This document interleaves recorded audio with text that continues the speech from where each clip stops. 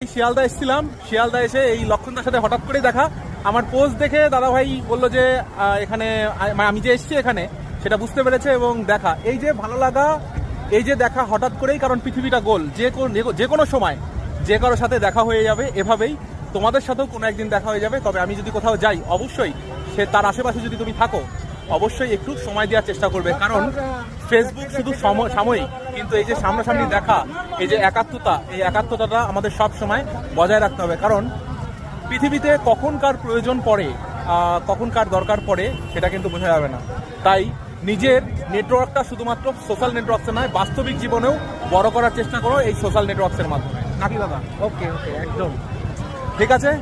আর দাদার যে আইডিটা আমি পিন কমেন্টসে দিয়ে দেবো, তোমরা যদি পারো যুক্ত হয়ে যেও। যেটুকু টাইম অ্যাক্টিভ থাকবে তোমাদেরকে ভাবতে হবে না, বিন্দাস সাপোর্ট দিয়ে যাবে। শিয়ালদা এসেছিলাম, শিয়ালদা এসে এই লক্ষণদার সাথে হঠাৎ করে দেখা।